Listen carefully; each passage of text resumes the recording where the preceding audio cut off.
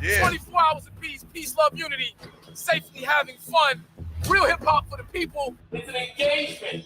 It's a demonstration. Using hip hop culture to get you activated. Let the people hear the bass, the vibration, the love, peace, unity, and watch them add on. It's a culture. It's not just rapping. It's not what we do. It's how we do it. We're doing it right here, Springfield Avenue, between Bergen and Plum. 24 hours straight, man. It's crazy. Shit. We the people. The people of the culture. Yeah, Ron Lawrence. Fire. The hip hop culture. Yo, we love rap. Yes, Love we do. it. Yeah, we do. But it's really about the culture. Yeah, let them know how. The culture. Yeah. What up, man? You know a hard head makes it soft behind. If I only knew my schoolwork like I knew them rhymes. Mom upside my head, I'm trying to memorize every line. High power rap and breaks, super rhymes. Deep into the culture, didn't even know it. Young entrepreneurs spitting bars like a poet in a rush to be mature behind bars when we blow it. In the bold ass rappers too immature to outgrow it. It was more than just music, something next to breathing. I get giddy like a baby trying to spit while I'm teething. The mic I be squeezing, dropping facts like I'm teaching. Leaking flows for the perfect beat seeking. Mama used to say, take your time, young man. But I'm trying to feel a light so you can see it when I tan. I'm like one I never ran, I'm a fan but never stand. Just take it backwards to the east, Xing out the clan. Holy integrated, having omnipresent, we are. But no one stopped to think about the people. Holy integrated, having omnipresent, we are. But no one stopped to think about the people. Pueblo Unido, grassroots Steve Biko. Rule number one, never forget the people. I live that, I get back. Heart all in it, no gimmicks, straight facts. From the start, I'm the light from the dark. Born from black art, knew my part. Daddy gave me, mama made me. North raised me, hip hop saved me. For the culture now, for the black and brown. Harriet Underground, sun up to sundown. Till my people get out, north to down south, spread like word of mouth. While you cowards is hooded, we battle the bullet. Black lives to the fullest. Out here to the end, stronger together, that's the day we win. Holy integrated, having omnipresent, we are. But no one stopped to think about the people. Holy integrated, having omnipresent, we are. Yeah. But no one stopped to think about the people. The legends before me are ones I want to get it like, but hitting quick hit different when hitting right. Mob ties, this thing of ours is birthrights. Who's next for the culture and them searchlights? Doing to it, this music, I'm trying to talk through it. Every plan on my own, I watch the lie do it. Airborne to Skiki, like a Wendell Pruitt. Trumpets blow, this song's here, melodic ruins. Think forward before they have to think for 'em. Boom bap, I talk that and live enormous. Informers when present in your boy performing, especially when them drums snap by Brian Lawrence. Do it all, that poet talker, the line crosser. Many hawk and I speak by and flying saucers. Make it worth it, I can't take no feeble offers. Signed, sealed, and delivered, and you know the offer. Holy integrated, having omnipresent, we are. But no one stopped to think about the people. Holy integrated, having omnipresent, we are. Yeah, the people. Yes. You see what it is. It's your boy Hakim Green. This is the Hakim Green Show. And I think we've officially stepped it up a notch or two with this one right here. You know, it's like Jersey's finest is in the building. The legendary RAH Digga, my friend, my sister. And, you know, it's just a pleasure to be able to have her on. Of course, this is the Hakim Green Show. And, you know, we spark mad-ism. So I need y'all to hop on over to HakimGreen.com, MadIsmInc.com, and check out the new designs of the Mad-ism gear we got going on here. You see what it is. We got the sweaties, the t-shirts, the muscle shirts. We got the foil, And of course, don't sell your ass. Never sell your ass.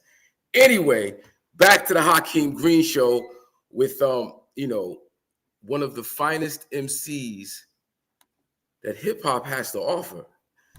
People get into this, hottest female MC, she's one of the hottest MCs, lyrically, flow, cadence, signature sound, the legendary RAH Digga. What's up, my sister? What up, everybody? I think, hold on, am I coming through my coming through loud and clear. I hear you fine. Okay. We hear you fine. So I want to say thank you for agreeing to be on the Hakeem Green Show. Help me set this platform off the right way. So for sure. Yeah. You got a lot going on right now. You're still making music. You're still putting it down with the education. You're still doing some tremendous things, my sister. But we want to start from the very, very beginning. Please tell the people where you're from, specifically where you're from, what ward, and all those good things. Brick City, North New Jersey. I'm a West Ward native, born and raised Ivy Hill. I've been around the world and back a million times, still creeping around in Brick City streets. I migrated to the South, but I know how that is. I'm still around. Jersey, we still outside. I just actually completed, speaking on the education front, I actually just released the Lyrics Matter Foundation Volume 1 series, the class of 2025. I got a group of the most talented, amazing students from Westside High, and they put together an EP, and that thing is out there. It is available on rahdiggamusic.com. And I literally, before I logged on to this, I literally just got finished submitting it to TuneCore. So it'll be on DSPs in a couple of weeks. I'm excited, man. I'm real happy for my babies. I thought it was just gonna be project done, and next thing I know, I'm starting to get hit up by DJs like, yo, I need the acapellas, I need the instrumental so we can do the mixes. I'm like, okay, this is it looks very promising. Right. Well, just for people to know, Lyrics Matter has been around for quite a long time. Actually, your work with young people and building them up in hip hop culture. Yes, I jumped around a bit. I fast forwarded to the album. That's all right. It's all good. It's all good. We work our way back. But while you talking about education, it's like that's a very good place to start, because hip hop isn't what we do, it's how we do it. That's right. In terms of the culture, when we talk about the cultural impact, we rhyme with MCs. We rock that mic, but it's also how we relate to one another and teaching young people how to follow in our footsteps. That's right. To get to those successes is something that's important. So I want you to talk about that work, Lyrics Matter, how long you guys have been around. And I know you've had several classes of young people, more than several. Talk about it. So I started in 2015. You were actually part of my first series. I invited you to come speak with the children, and it's something that I've just been, I started excuse me, I got the worst cold ever.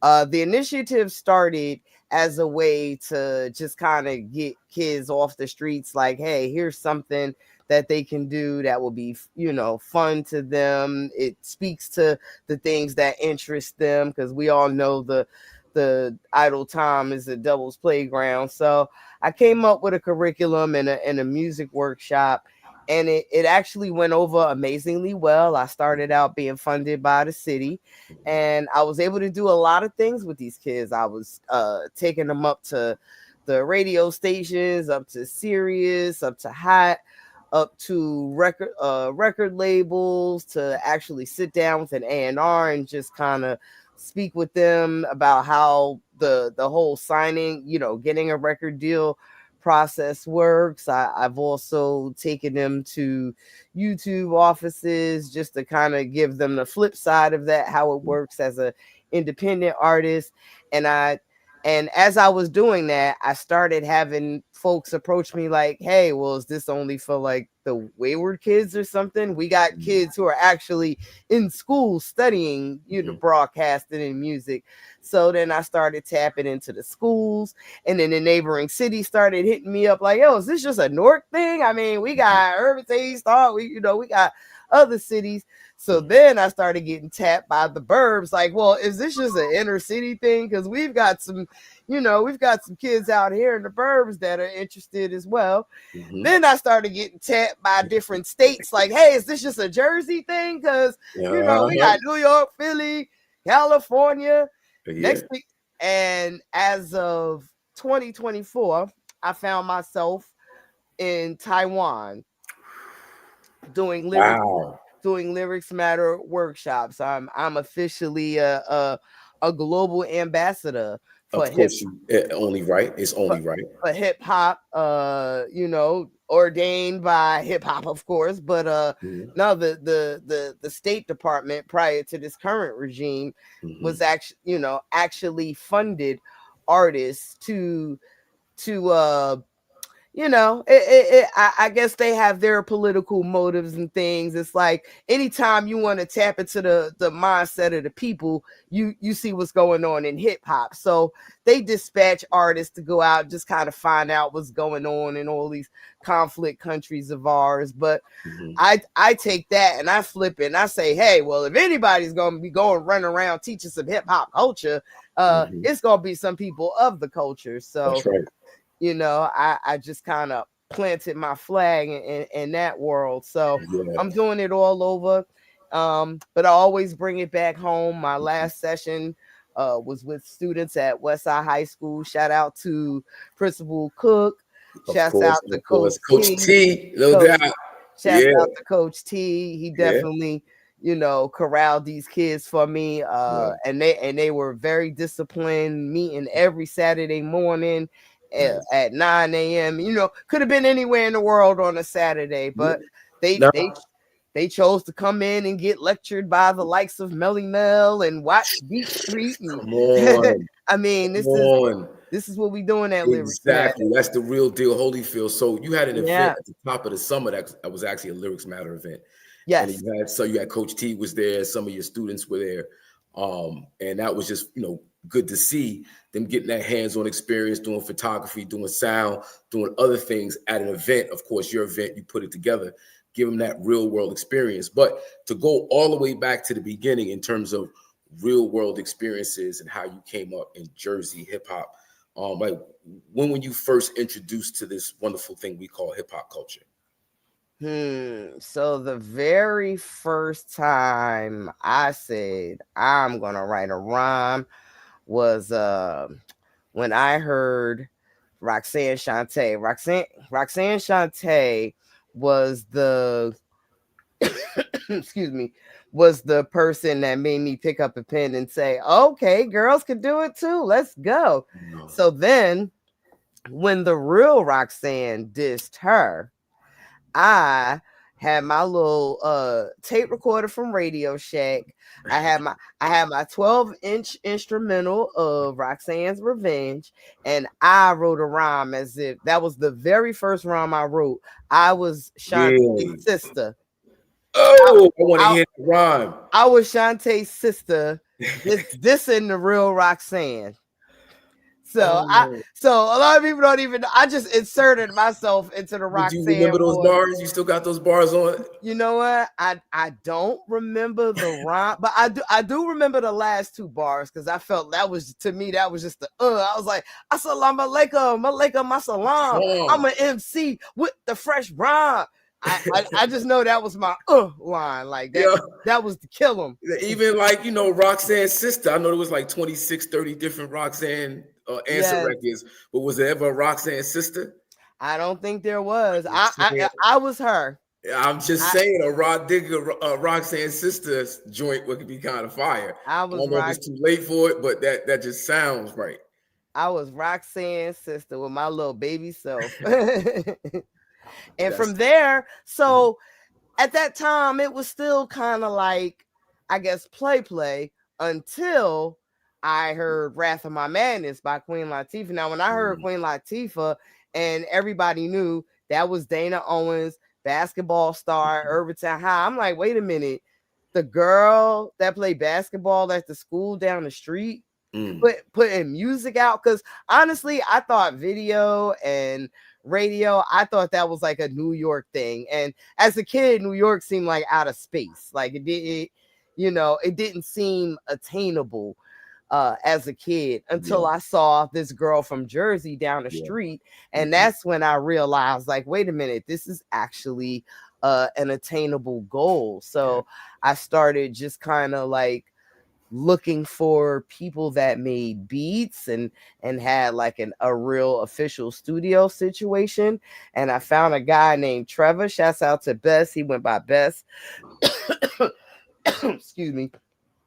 And he put that little beat pack together for me, and I was off to the races. Yeah. And what year was this? You said it's like 89, 90? This was, what year was this? Yeah. Madness, that was 88, 89?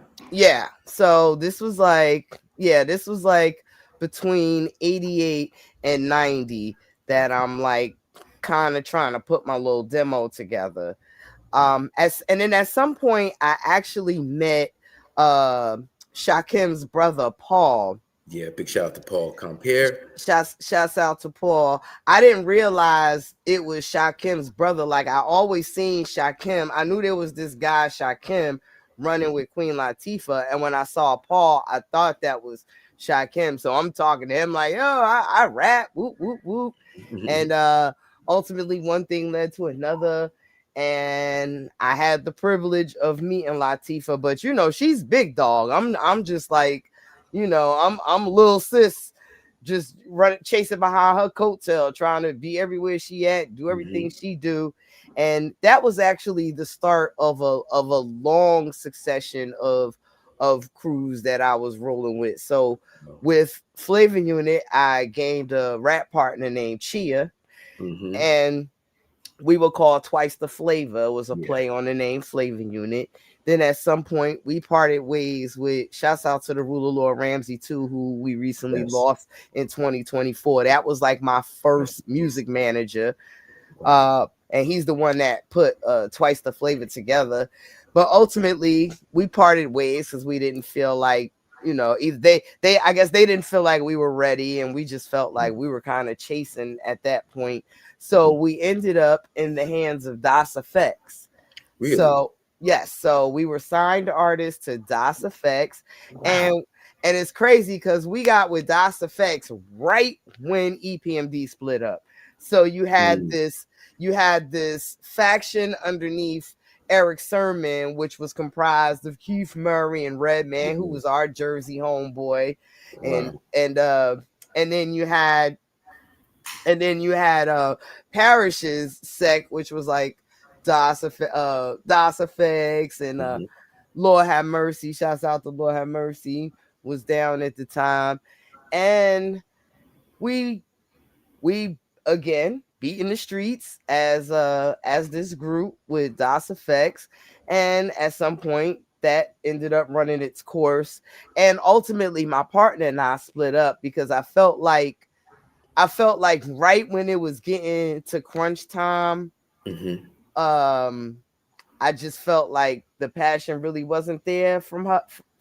Like I wasn't feeling it, like, because I was ready to, I was trying to do whatever. I was going to open mic nights and we did all those things together. But at some point the outsiders came into the fold, and I was like running with the guys and she's running with her girl crew, and at some point everything just stopped gelling, and then I ended up going solo with A Blitz, who was DOS Effects' road manager at the time. Shout out to A Blitz. Yes, and he became my music manager, and together he and I really beat the trenches of Brooklyn. I got some tracks produced by Ski Beats.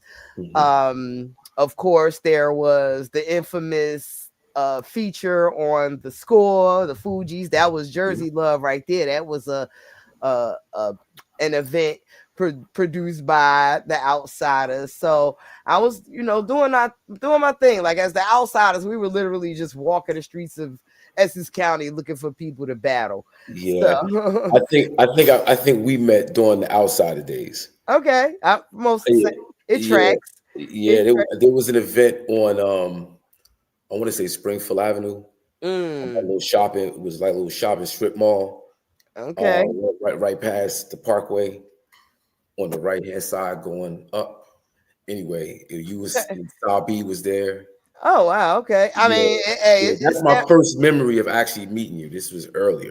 Yeah, anybody from Jersey that raps, at some point we've all bumped heads, whether we were battling or just ciphering, because that was the thing to do. That was our jam sessions back then. So yeah. But at the same time, hip hop, rap music specifically is like a kind of a male dominated sport. Yeah, that's why I took so much fun in in rap battling the guys. Yeah, because see, remember back then it was who had the most raps.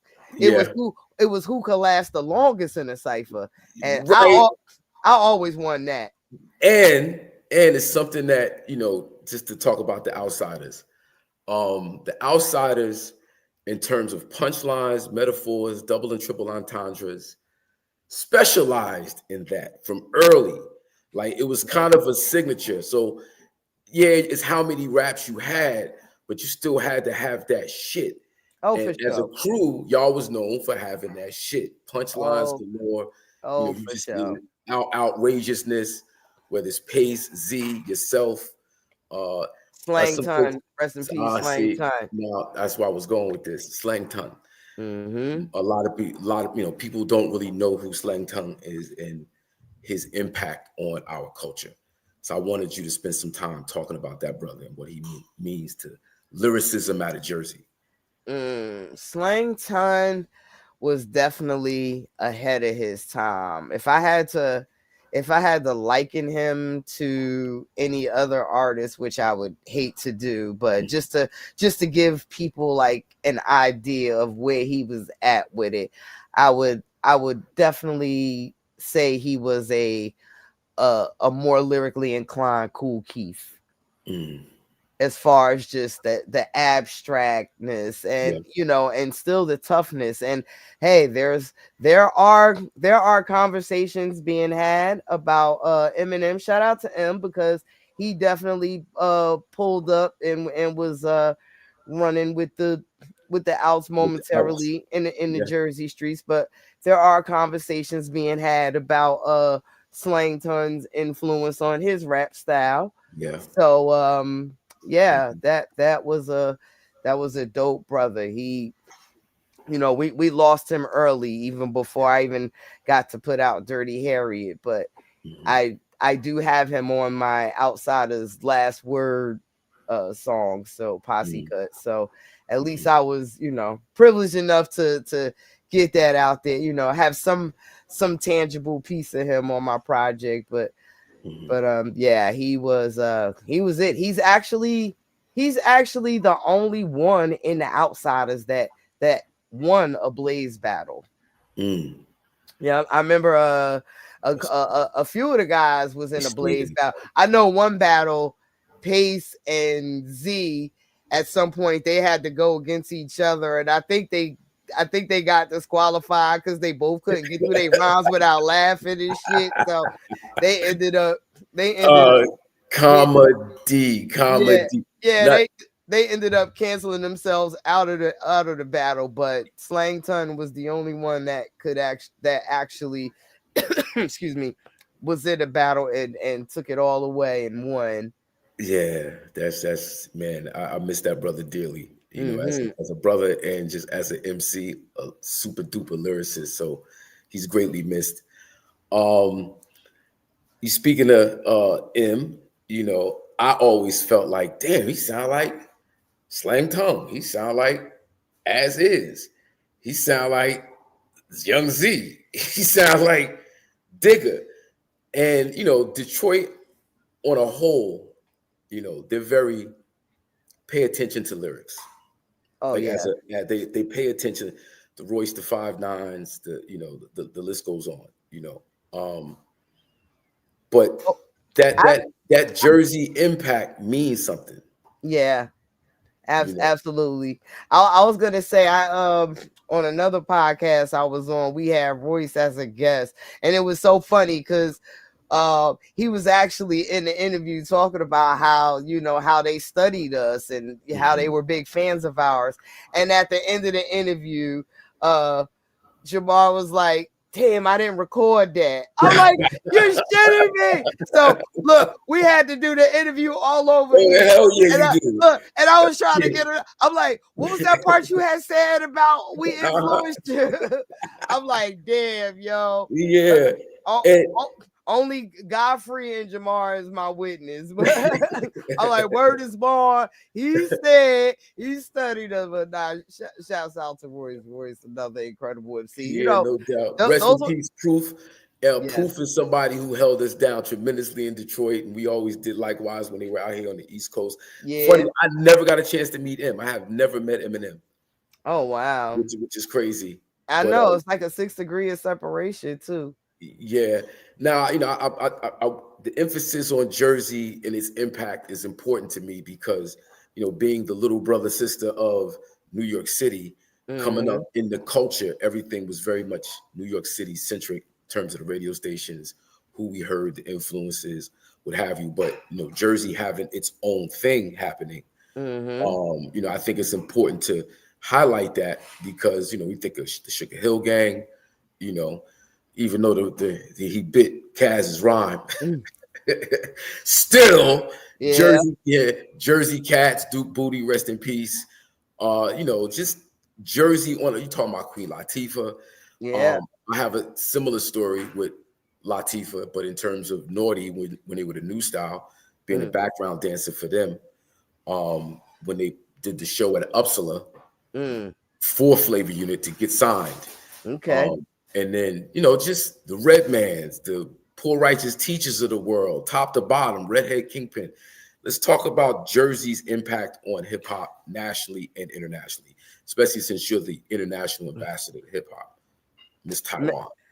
I think I don't think we can have a conversation about hip hop and particularly its foundations without talking about Jersey. I mean, let's talk about all of your favorite eras. You had the P-Funk era of the West Coast, and you wouldn't have P-Funk and Chronic and all of that if it wasn't for Plainfield. You know what I mean?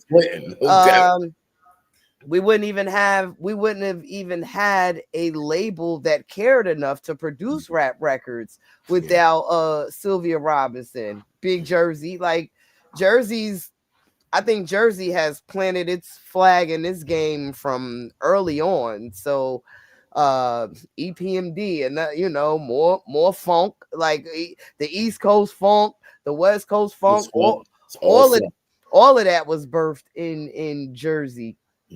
Fast forward to today, you got all of the big Jersey club trend that's going on right now. You got all the rappers rapping the Jersey club. That's like radio right now in 2026. And that, hey, you got Brick Bandits. I mean, that's a whole Jersey movement in itself. So I don't think there's too much you can say about hip hop without mentioning Jersey. Yeah. Absolutely. And we got the best girls. What?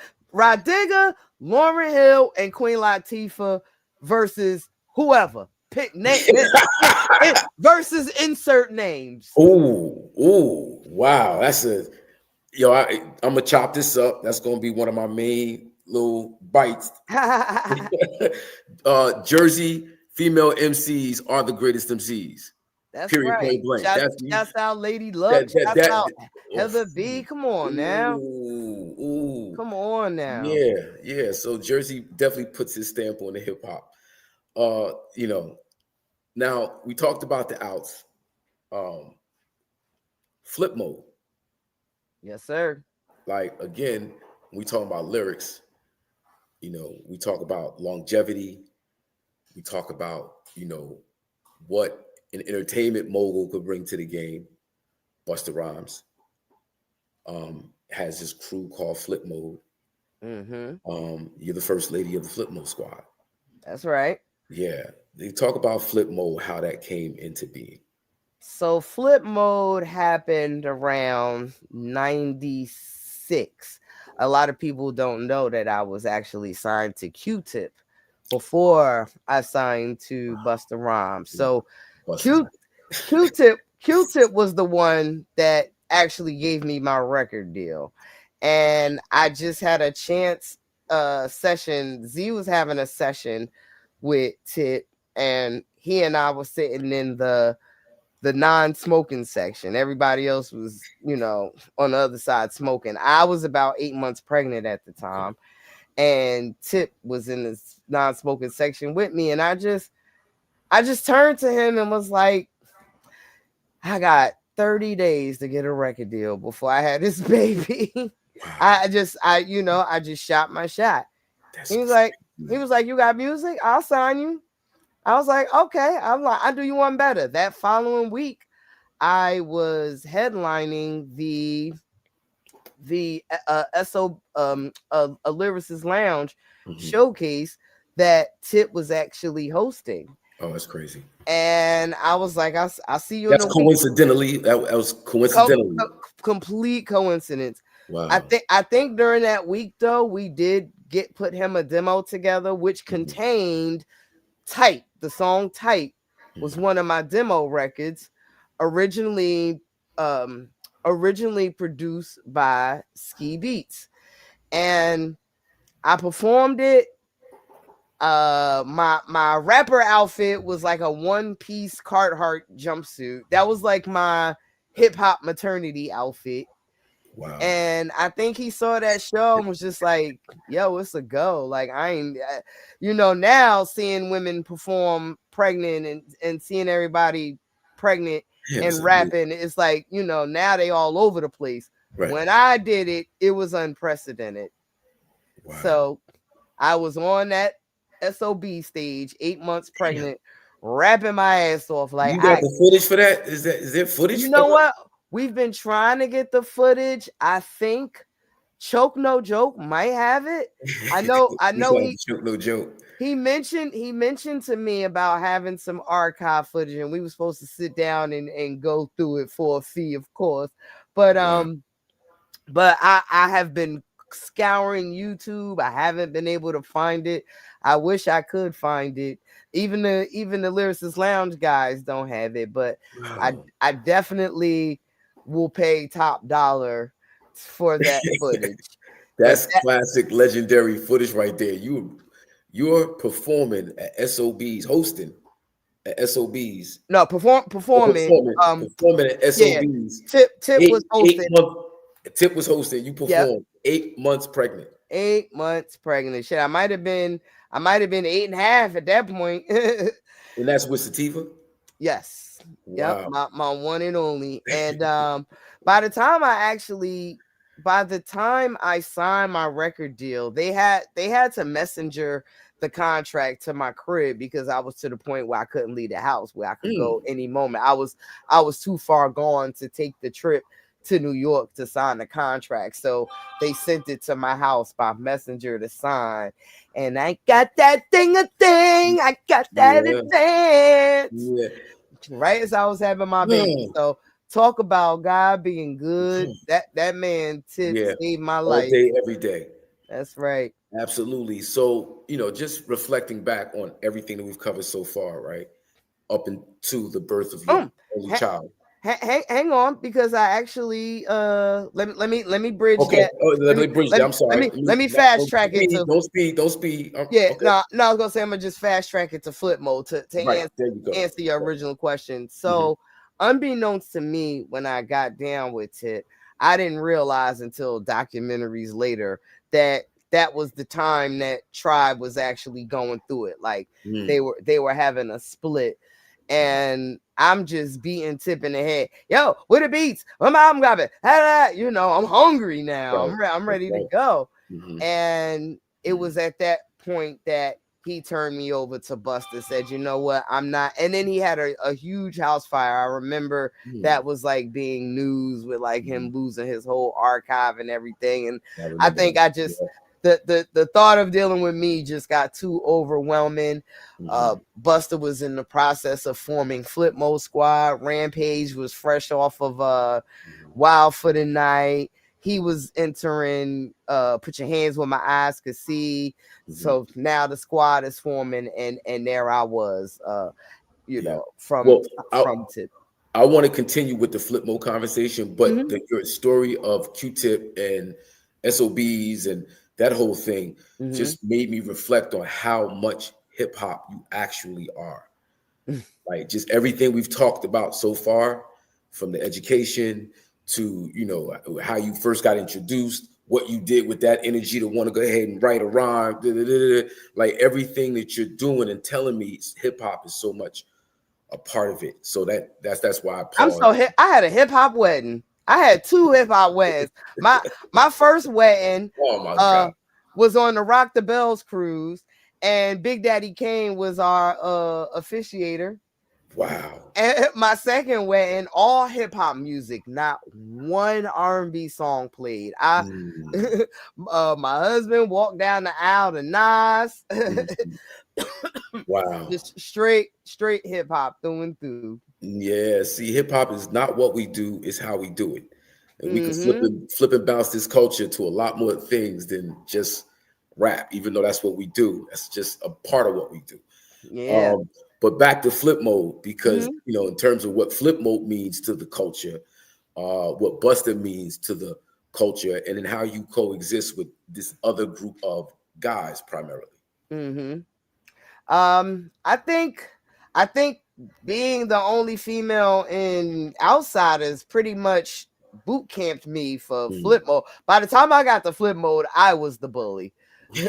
After dealing with the Outsiders for so long and just all their shenanigans and how they carried on, because it used to be pressure trying to put Outsider songs together. You be in the studio, you got everybody like, you got people looking at your paper like trash, or you know, or I want to go first. I want, like, you know, I'm next, I'm finished. Like the pressure to not, you didn't want to be the last one to finish your verse. So by the time I got to Flip Mode, you know, hurt people. I just started hurting them. I was in there like, what are you doing? Why you taking so long? Dad, you still writing? Dad, like I used to bully them around the studio. So I was ready. Yeah. So I mean, you know what's so crazy is because my first inclination of rapping was battling from Shantae. Like, to me, like, that's just what it was as a female, because I felt like as a female, I always had to prove to the men that I was worthy. So that's always been ingrained in my DNA. When I pick up a pen, I'm just inadvertently popping shit to other MCs. All right. So not to say no names, but how do you feel about the climate we're in, where people aren't taking it that serious? I think, to be honest, I went through a phase in life where I was mad, cussing everybody out on social media. Then I got to the point, where I said, you know what? They say the meek shall inherit the earth. So I guess it was par for the course. Like, as soon as I saw the commercialization and the industrialization of hip hop, we pretty much knew that's where it was going. I mean, I never thought I'd see the day where rappers would go up to radio stations and declare that they don't freestyle. I'm like, huh? I used to be up at night trying to memorize that verse so I could fake freestyle when I got to the station. Because, excuse me, you ain't want to get caught out without having a 16 ready to go when you went to do interviews. So, you know, I feel like taking away all of those requirements, it led to the floodgates just being so open to any and everybody. And now fast forward to today, you have bona fide people saying it's okay to have ghostwriters. So it's like I don't know what to do with that. Yeah, so Styles P talked about that in a previous interview, and I was so glad somebody said it. I'm glad to hear you say it right now. That there's a difference between being an MC lyricist than just being an entertainer. Like, you can be an entertainer and a very good entertainer. A very good entertainer. Very, very good entertainer. But when we start comparing MCs, that's a different category that they can't exist in because they don't write their rhymes. Somebody else. Exactly. And I also feel like I think a big problem, a lot of the discourse comes from us not properly categorizing these artists. Like, when, for instance, when you have rock and roll, you have alt rock, you have light rock, you have heavy rock, they give it these different categories so they're not comparing Aerosmith to Coldplay. It's like, it's just, I think the Grammys is trying to do it, but I feel like once we actually adapt that motto ourselves, like, okay, we have melodic rap, we have hip hop, we have right. And you know what? And I don't even call it mumble rap. I call it contemporary scat. Okay, yeah, no doubt. You know what I'm saying? I put some respect on it. It is valuable. Creative. And you know why we should do that? Because this is how we stop the division of that ain't real rap, that mumbo jumbo. What is that? Actually, there is a name for that. There is a region for that. There is a place for that. I call it contemporary scat. And this way, you're not disrespecting their culture. We don't have to be in the same category. But it all falls under the umbrella of hip hop. So I feel like, why can't we be more proactive with properly subcategorizing these things? Because I think if we did that, there would be less clashing. Then everyone, you have Tyler the Creator winning rap album, and he didn't lay not one rap lyric on, and he's singing on the whole album, in the same category as a Clips album. So it's like, if we properly subcategorize these things, I think we would see less riffing. I agree 1,000%. I have this concept. We get stuck in this or that when it should be this and that. We should claim the entire space, not just a piece of it. Yes. Yeah. So to your point, it would create more unity because everything ain't for everybody. However, there's a time and a place for everything. Exactly. Yeah. No, I agree. Exactly. 1,000%. That said, I just want to kind of divert the conversation just a little bit. There's a lot going on in the world right now. And as recently as today. And it's extremely, extremely sad. Now, not to stay negative, I want to flip it over to the positive. Like, you're from Newark, New Jersey, and hip hop has kind of really grounded itself in Newark, New Jersey. For me, as an example of the power of hip hop culture. In the beginning of the interview, I played Real Hip Hop for the People, which is our work at 24 Hours Apiece, which you've been involved in throughout the years. Many years. And it's due to the Baraka administration, Raz Baraka coming from arts and culture, hip hop, no doubt. And then to see a do-it-all Kelly as West Ward councilman. Yes, my ward. Shouts out West Ward. Exactly. Shout out to the brother. West. No doubt. But just the city in general has a very progressive, deeply rooted for Black people. oh, for sure. Yeah, and by extension, hip hop. So just talk about that in terms of Newark being a beacon of hip hop culture's forward movement. See, they call Detroit and DC the chocolate cities, but Newark really is the last chocolate city. For real. You know, they trying to gentrify it now. They putting work in them number streets, trying to build $1 million homes up on the corner of Assault and Battery. But you know, Newark's still going Newark. So I think with, you know, with Jersey and Newark in particular, it's such a gritty city. Like, it has a very gritty history. It has a very you know, sketchy past, present. And I think when it comes to like rhyming, part of the goal was to, like, you know, from Newark. that almost like kind of solidified you, kind of like rappers would just say they're from New York. Like, any rapper from New York will shout out Brooklyn.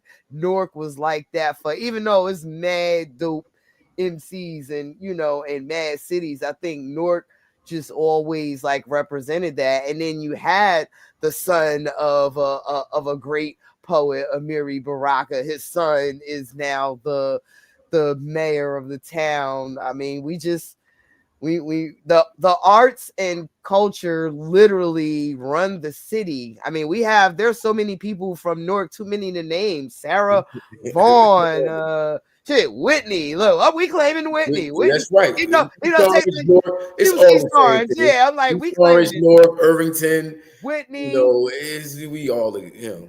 Exactly. Like, Kanye West was in these Newark streets. Okay. Yeah, we already talked about how Eminem was skating around these Newark streets. Exactly. Yeah. It's almost like there was a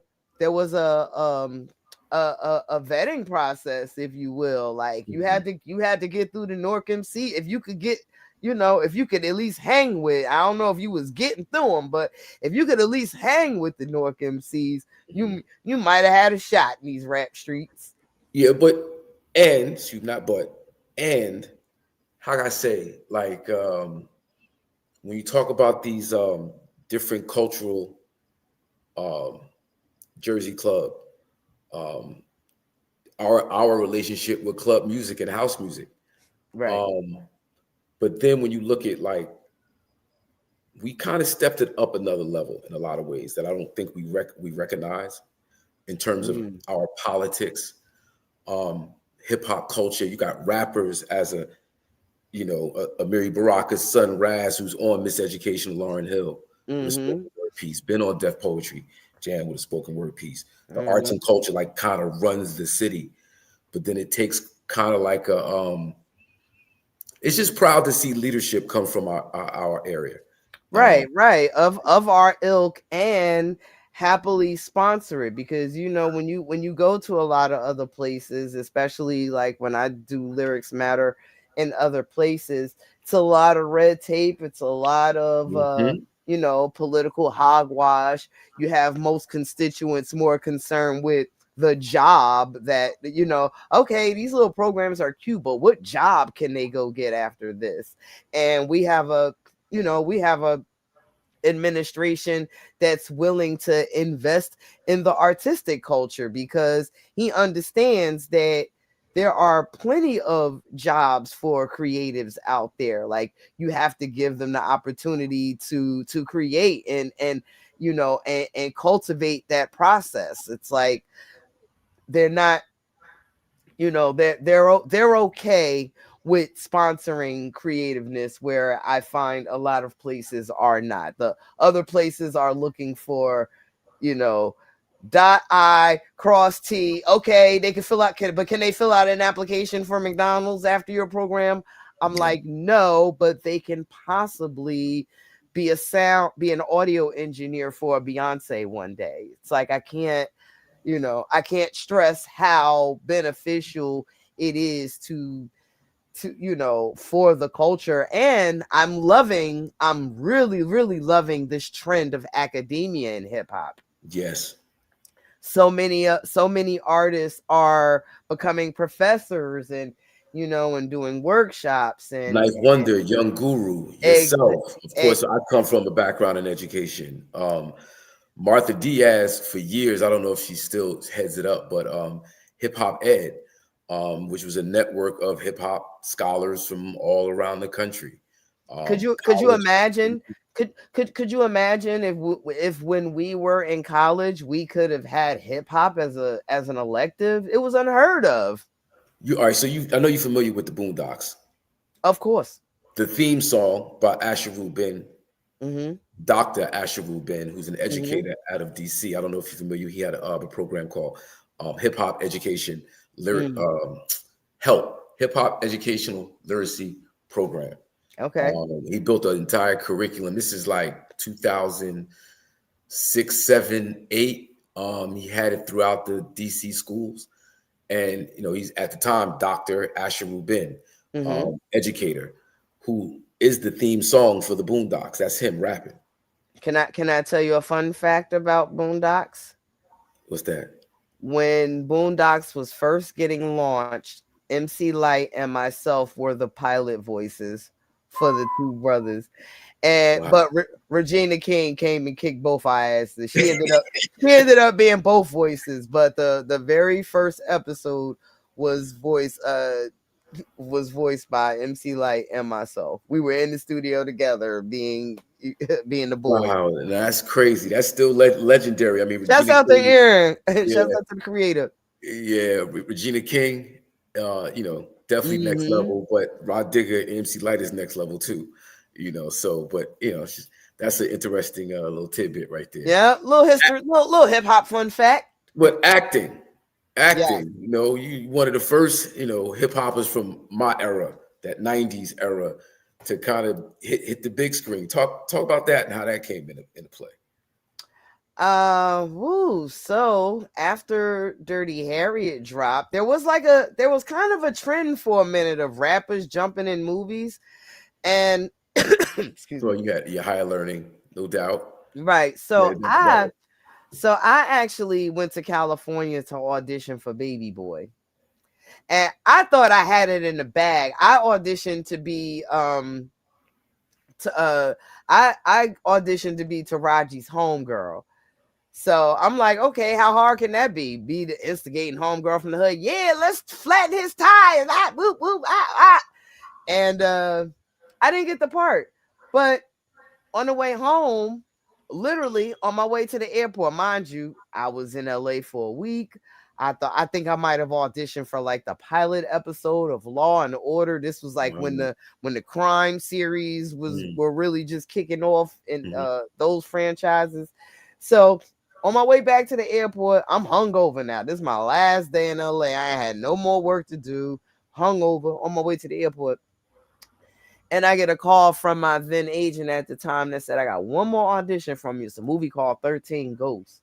I'm like, okay. I didn't have the sides. I didn't have anything to practice with. I get there. I'm so wasted that like the words are literally moving off the page. Like I'm trying to like do the lines with the casting director. Then finally I ended up just balling up the paper. Like, I can't do this. And I ad-libbed. I said, you know what? Let's go. Let's just go. And she's reading her part, and I'm just kind of freestyling responses. That was a Friday. I had a show that weekend. Saturday night after my show, I got a call from my lawyer. He said, he said, I'm gonna let you know, I think you got the part, but we're not gonna get the official word till Monday. I'm like, oh snap. So Sunday I wake up, I go home, I get the call on Monday that it's official. Nice. By Tuesday, I'm on a plane to Vancouver, where I remain for 6 months. Wow. Filming that movie. That's amazing. So, you as an MC just spit them bars. You said, let me just go off the head right now. Yo, first time, and never had an acting class, never had an acting coach. Literally off to the races with 13 Ghosts. I know the Carmen and Hip Hopper aired on MTV before 13 Ghosts, but 13 Ghosts being a theatrical release was actually shot first. It just took like a year, for anybody that don't know, it take like a year for a movie to come out after you shoot it. So I shot 13 Ghosts first. And my very first day of shooting, I didn't have any lines. I think it was like the family contemplating when they was gonna go in the basement to see the ghost, and I'm just standing there like this in the shot. And then that day come and go. I'm like, "Ooh, okay." Got through day one. Nah, it was pretty good. Like I got better and better at it. At some point, I did have shouts out Stacy, the spirited actor, acting coach, come out and coach me. But I and then anybody that don't know, with movie scripts, it takes like an entire day to shoot one page of a script. So once you're doing that page, you know, from this angle, at some, like, the lines were coming to me. It didn't really get intense until in the Scary Movie, the family splits up.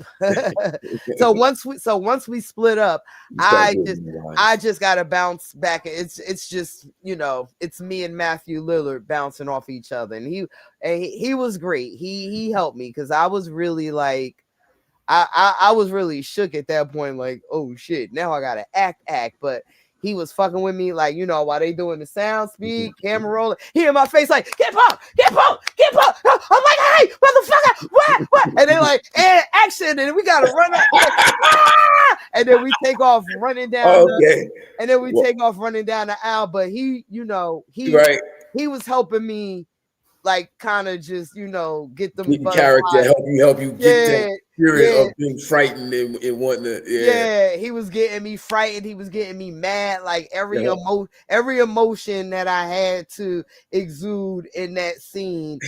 Just know before the director yelled action, he was in my face trying me. He was playing in my face.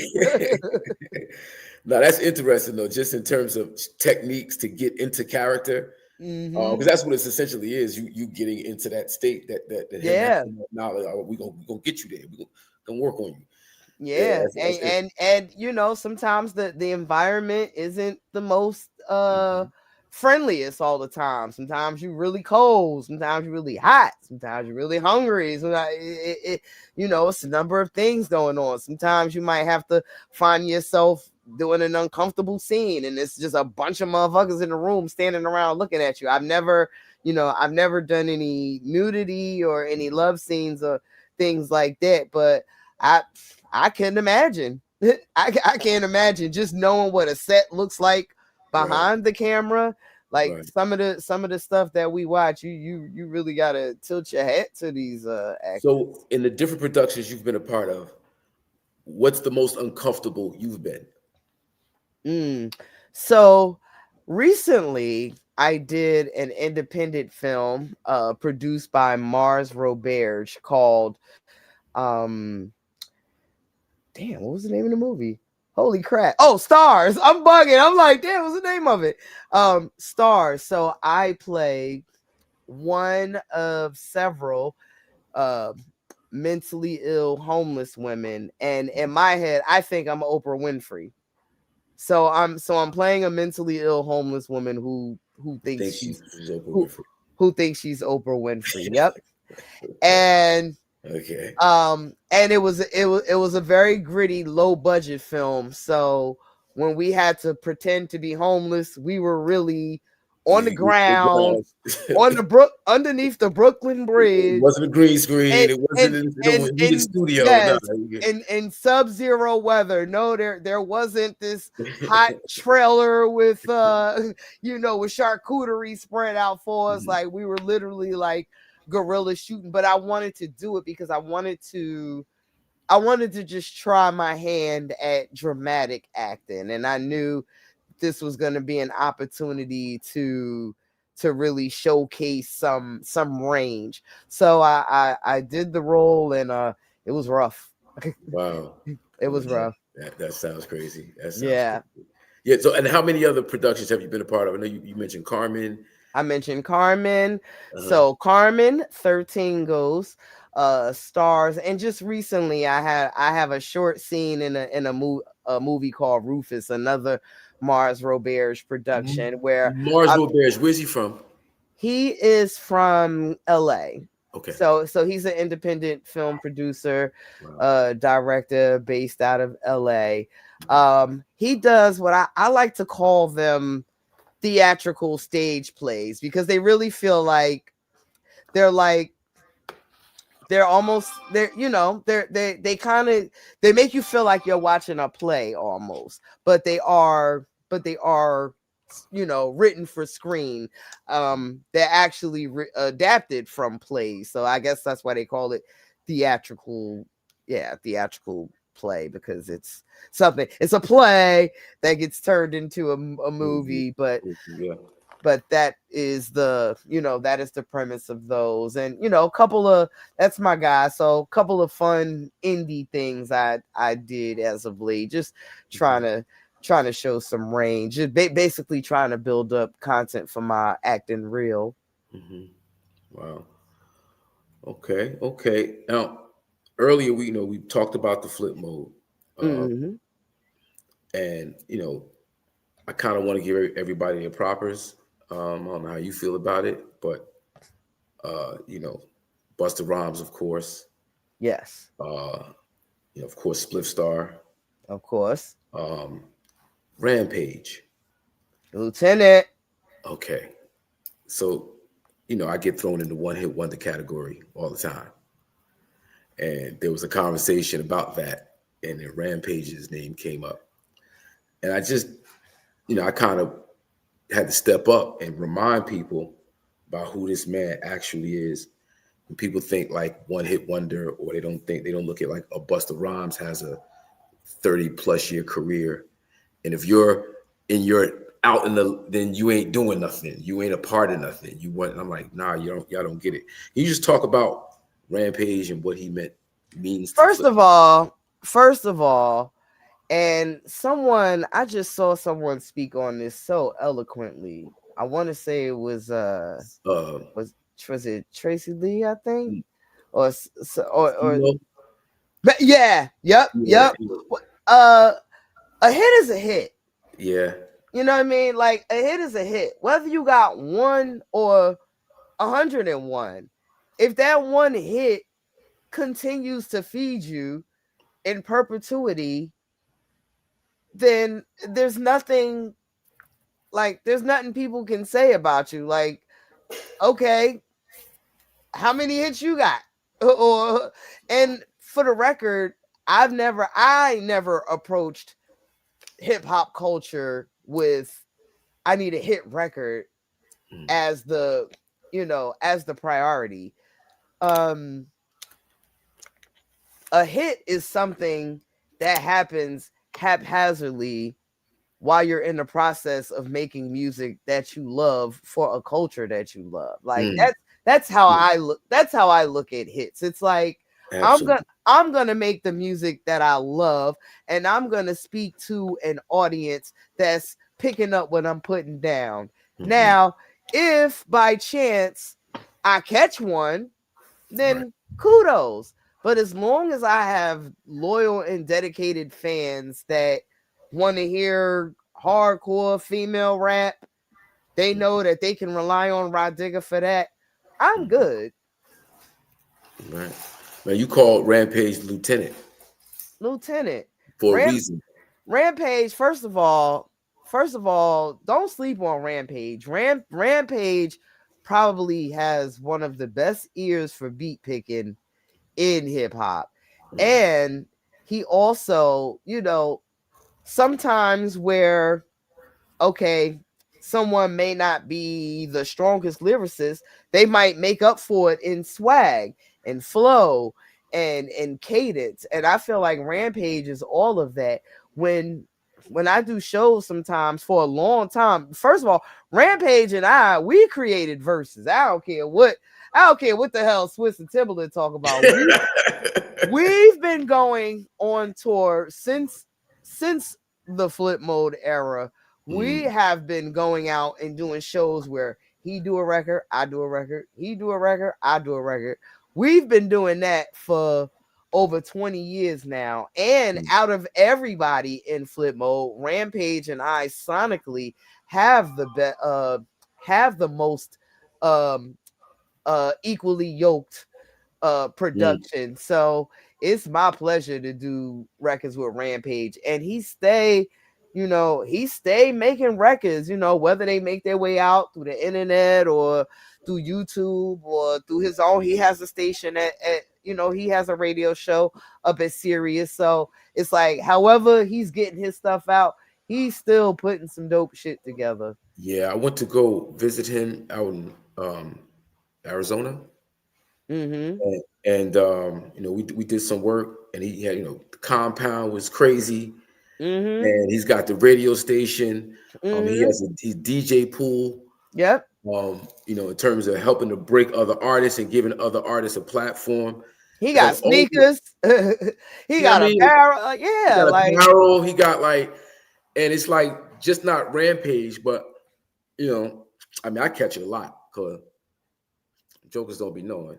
So if you're like, oh, he's a one-hit wonder, I'm like, well, no. And be clear, and be clear, it's not up to the artist who dictates the hits. It's up to these corporate commercialized people who determine whose record is gonna hit or not. With the fast forward to today, what they using bots and things like that, or whatever streaming, whatever pools, whatever payola, whatever's going on. These are the things that determine who has hits and who don't. It's not really the people that's determining hits. No. So when it's all said and done, it really boils down to you making music that your fans appreciate, and they coming out to your shows and supporting you and buying your music and coming to the show buying your merch. Like that's it. Yeah. So Spliff Star. Yep. When you talk about hype man, I don't know if that's the proper term to use for Spliff Star. Hype man. I mean, it's like Busta. Spliff Star is probably the top of the pyramid when it comes to combination. You got them, you got him and Spliff, you got I want to say Spliff Star, I'm gonna say is probably only second to Flavor Flav. When it comes to hype man. It's like there's no rap duo in who's locking step more than Busta Rhymes and Spliff Star. Like I'm there. When you think of hype man, most people just think of the person that comes help you on stage when you run out of breath. Mm-hmm. Like Spliff Star adds so much to Busta's performance that you can't even imagine him on stage without Spliff. Like nobody else can do what Spliff do. You can't even picture a stand-in for Spliff. Whereas, other rappers, whoever that guy was that was doing the vocals with them is whoever. I'm gonna have to push back on that a little bit. Really? Oh yeah. Because unfortunately we don't get to see it these days. Say more. But Naughty by Nature to me is up there. Well, that's a group. That's a group. Like that's I don't. Group, yeah, like I don't consider. I don't see that. That's different from Busta and Spliff. Like it is okay. Like that. You talking group. That's a different. That's a different cloth. Like you don't look at Vinny as Tretch's hype man. You don't look at Tretch as Vinny's hype man. It's like that's right. That's right. That's like a group. Now of course, with groups, there might be. Well, it's just when I say the chemistry that is exuded between two people. Like Spliff Star is, he's Busta's hype man. Well, I'm kind of more than a hype man, even though he's not rhyming. It's kind of like he's like Flavor Flav. You said Flavor Flav. Well, right. Public Enemy's the group. Well, I said Spliff is second to Flavor Flav, but you're right. You're right. Public Enemy was a group, and Flavor Flav, I guess, was the character that rapped sporadically. So perhaps I would probably liken him more to a Flavor Flav than Vinny, only because Naughty while by nature. Well, right, while opportunity. because Tretch might have been the the stronger component of the two, like Vinny was still a presence, All right. So Like to that point, he was still a equal partner, if you will. right. To that point, like again, hip hop is not what we do, is how we do it. Right. Mm-hmm. And the brand Naughty by Nature being what it is right now, and us not really being able to enjoy it as a group. That shit's hurting me to this. It hurts.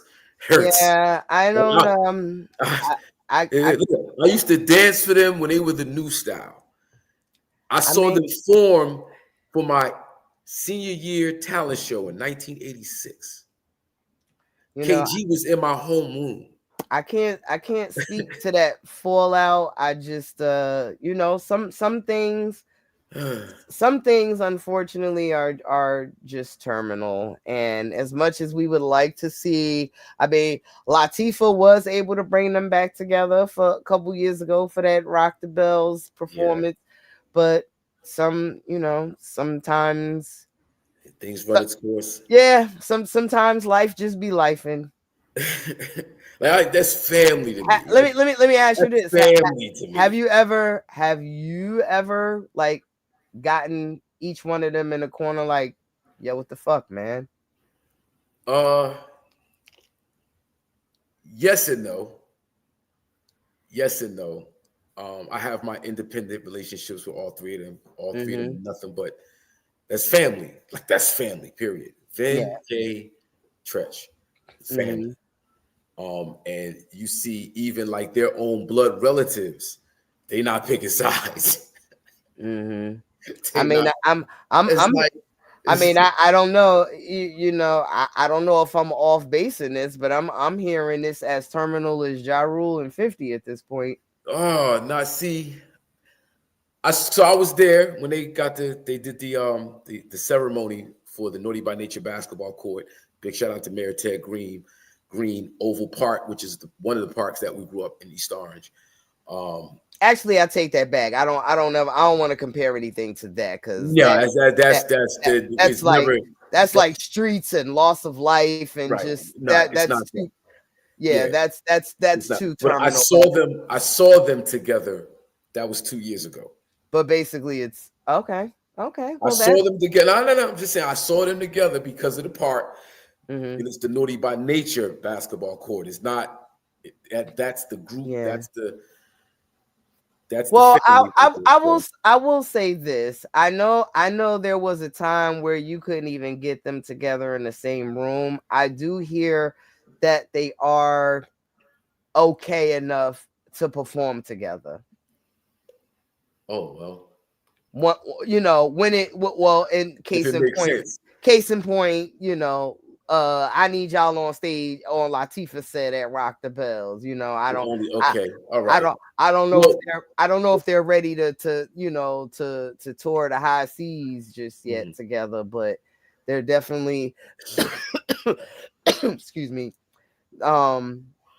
There are instances because I've seen them together and NJ Pack. They did Sounds of the City one year together. So I was there. No doubt. I saw them do that together. We performed that. We performed together. You performed. I performed. Yeah. All right. Yeah, and I saw Tretch do it solo. So I guess I've seen them on tour as well. I guess they can. And if they and that whole production, and they can come together enough to when it counts. That's I guess. That's all we can ask for. So I used to dance for them when they were the new style, right? And then I went away to college. So I was missing the action for a minute, but I was doing background dancing for other artists. Ended up in Dallas, sitting outside of Texas Stadium in the limo. OPP comes on. That's the first time I heard it period, on the radio. So it shit blew my mind because back then you're talking about 91, 92, 92, right? there's no social media. Mhm. Like right now, you put something out, everybody got access to it. No. Right. Like you had to really work a record. Mhm. Get radio in New York City on a Friday, Saturday night is like it's out of this world. Like it's out of this world. Yeah. Just New York City, Mr. Magic, Red Alert. If they play your record on the weekend on a Friday or Saturday night, nigga, you was elated. Yep. For your record to be playing on mainstream radio during the day in Dallas, Texas, impact of that record, OPP, is like, that shit was the wave. And they took like everybody I grew up with, damn near, they took on the road with them. Like Naughty by Nature means so much to us that, you know, like I said, I do Management Sports every Tuesday night. KG is one of my co-hosts. Okay. Me and Vin Bill all the time. Anytime I call old boy, it's like, what up, Hot? What you like I have my individual relationships with them. And there's just something missing from hip hop, and it's Naughty by Nature. Let's put that out there. Oh, well, hey, I mean, there's no shortage of people using their music still, you know, and that's another beautiful thing about the era in which we come from. A lot of those records now are getting remixed and sampled and put in commercial. I'm hearing MOP in commercials. Yeah, Mobb Deep. I'm hearing so Dreads from Black Sheep, this or that. That's been going forever. Exactly. OPP, Hip Hop Array, every sports arena, baseball, football, basketball, you hear those songs pop off all the time. And there's like a whole new resurgence just of the 90s feel, the 90s. Yes. Like that talk about that. Like, you know, we see a Nas premiere album. We've already seen the Slick Rick Nas album. We're seeing artists from our era put music out. Still going. Yeah, talk about that. Because when we decided we're going to do this, the aspiration wasn't to get rich, because there wasn't really any richness that you know, like we didn't see rappers getting $1 million advances and, you know, Rolls Royce and this and that and the third. Like that was the drug dealers. Like the rappers, the artists, like we were kind of the brokies getting sponsored by the drug dealer. You know, you had the drug dealer manager who didn't know a thing about music business, but he was sponsoring the studio sessions and buying the outfits when it's time to go on stage. Like we just wanted to be the best rappers. And I feel like that is ingrained in us. So now fast forward to today, you see somebody like Nas with all the money in the world, he just want to rock. He just want to rock. Like his output right now, he like, yo, just imagine doing in 2026, Nas, who, you know, has tens, if not hundreds of millions of dollars at this point. You know, I want to do an album with Primo. I'm going to do a song shouting out all the girls. I'm going to do a song shouting out all the tag, all the graffiti artists. It's like, he ain't do that to make money. He didn't do like, so when you have people that come from it and develop their craft when it was just about developing the craft, that doesn't go away. Same with Busta Rhymes. Busta Rhymes in the studio 7 days a week from the been top, that way for 30 years. For 40 years. For 40 years since I met him. Since I met him, that man has not missed a studio session. I don't care if it's Christmas. I don't care if it's kid's birthday. Listen, that man is in the studio 7 days a week. Yeah. Probably right now. Yep. Since the time I met him back in 1900, whenever. the late 1900s. Yes, exactly. Yeah, absolutely. Some people just on it like that. Yeah, and if you're fortunate enough to have crafted a sound that people still appreciate from that time, you can have a blast. Yeah, I have a song on my last project, a song called Stolen Art. Okay. It features Carl Thomas. Okay. And Stolen Art is about how our culture gets stolen, and it's basically we give it away. We talk about industry Hell gatekeep yeah. industry gatekeepers. Without naming any names, talk about the art and our ownership or lack thereof of it. Well, I think I do feel like more artists, especially the elder statesmen, are kind of waking up to understanding the importance of ownership, fighting to get whatever publishing back. A lot of people's publishing is probably getting, is in the process of getting reverted back to them because it's been 30, 35 years. A lot of artists. Dirty Harriet just celebrated its 25th anniversary. Congratulations. So, thank you. So I think we are now understanding the importance of ownership. We didn't really understand it back then. Back then, when we were negotiating record deals, it was just important to have I got 16 points on the album. Like, woo, I get a whole 16 cents off every album sold. That was like a big deal, getting a 16 versus getting a 13 cent. So, now that with the advancement of technology, and granted, the kids do have the leg up on us because they're definitely way more tech savvy than we are. But hey, I learned from the youngins too. Like, okay, you know what? I can take my fan base and put together this tech situation and kind of marry the two worlds. And you couldn't pay me enough to sign back to a label now. RahDiggamusic.com. Anybody you want bars, come to RahDiggamusic.com. It's all right there. One stop shop for everything I'm doing. And if more people really understood the gem in that, I think we would see less of these culture vultures. I mean, I know culture vulture is a term that we've been using throughout the ages, but they're really running rampant now. You have people that absolutely have no business in hip hop, don't care about the culture, and are out here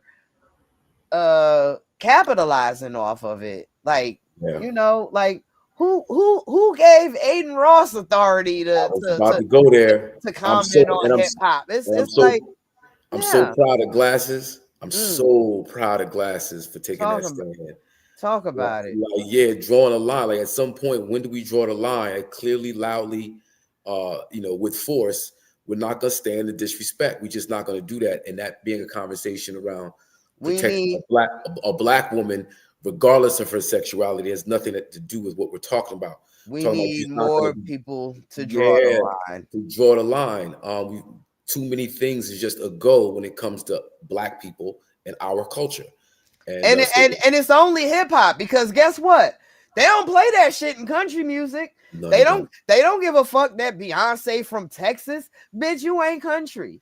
Like, Now, so that's another side of that conversation. I'm sure you know.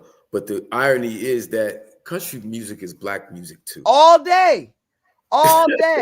And they got the nerve to tell a black woman born and raised in Texas, Houston, Texas, Mama Louisiana, Bama. Wow. Tell her that she don't qualify for country music. Yeah. But we over here arguing about whatever silliness. Tekashi, like all this nonsense. Whatever silliness is today's brand of silliness. But we just accepting it. We just taking it all in. We just allowing all of these others, to take a dump on our plate. Yeah. So now I was definitely happy to see Glasses, take a stand and draw the line. Salute to him. Kudos to him. And definitely we need to continue to show a more respectful example of who we are as a people. Like, it's just, got this project called "Don't Sell Your Ass." I don't know. I don't know what happened to all our gatekeepers. Well, I have an idea. I from everything that I observed, I feel like excuse me, for all of the elder statesmen that try to, buck up or speak out, you had radio/media calling them old and washed and bitter and out with the old and in with the new. I feel like rap media played a big part in stirring that pot with like, don't pay attention to that person's just mad because they not on. Yep. Hey buddy, it's not about trying to be on. It's like, I'm all for hip hop evolving, but at the end of the day, 1 + 1 still got to equal 2. Like, right. Well, push back on that a little bit.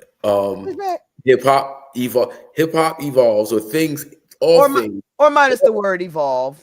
All things can evolve, right? But all things can also devolve. Oh, right. No, exactly. Yeah. So no, actually, you're not even pushing back. You're piggybacking, actually, because I say, okay, with hip hop, we have, you got addition, you got subtraction, you got multiplication, then you got division, then you got algebra, then you got, then you got trigonometry, geometry, calculus. Like, hip hop can turn into all of these things, right? But none of those things matter if 1 + 1 don't equal 2. So my issue has always been the two staples of you write your own rhymes and you don't bite nobody's style. To me, if hip hop had a constitution, that would be the First Amendment and the Second Amendment, or that is free speech and the right to bear arms. Write your own rhymes, don't bite nobody's style. If we could have upheld those two things in the midst of turning into algebra, trigonometry, whole rap, mumble rap, wherever we going with it, if we could have just held on to those two core principles, you would see a completely different landscape with artistry and gatekeeping and everybody not feeling like they could just throw their hat in the ring. So it's crazy. I got this song called Niggonometry. Niggonometry. Big shout out to Cannabis. But Niggonometry, next level math, trigonometry. Vexed with the metal, I'm a rebel, don't bother me. All about the angles, something like geometry. As above, so below, like the stars of astrology. Shitty cuz shitty is as shitty does. So anyway, Niggonometry is the upside down world where right is wrong and wrong is right. Niggonometry. And so wait, so you need to take that little excerpt and just put it in the outro right quick. 1 + 1 still got to equal 2, baby. You have no idea how the universe is working right now. So I'll fill you in after the interview. But okay. Yeah, you dropping bars, you dropping all type bars, as RAH Digga would do. So we talked about Flip Mode, Busta Rhymes. You really didn't. We could talk all day about Busta. Busta means so much to the culture. I know he's going through some things on social media right now, unfortunately, but we all do at some point go through things on social media. Yeah, because Wayne, we ain't no chumps for these little motherfuckers trying to play. We don't come from that troll society. See, we come from the era of getting punched in the face when you play with people. So they don't know about that in 2026. They think they can run up to people with cameras in their face and. But I don't know why they would think that about Busta Rhymes, because he has a history of checking the bullshit right where. I mean, somebody ain't do their Googles. Oh wow! Yeah, big shout out to Bus. Shouts out to my bro Busta Rhymes. Yeah, one of your other brothers I've known since he was in Pampers, and that's my bro Denton. Den's Wine, my little brother / hype man. Yeah, Outsider. no doubt. Outside for West Side sure. representative. I Shit, watched that. He damn near my DJ now. Yeah. It's good to see him get on the tables. I see that's a new hobby you got going Tables. on. Yeah, no doubt. Let's talk about Denton and what he means to, the culture, because the outsiders, as a collective, Denton is a motivating force behind all of that. So, and of course, as your hype man, always on point with the I always loved Denton because he, out of everybody in the outsiders, he was like the least crazy. So when it was time for me to actually spread my wings and start doing my own thing as RAH Digga is signed to Flip Mode, I needed a hype man.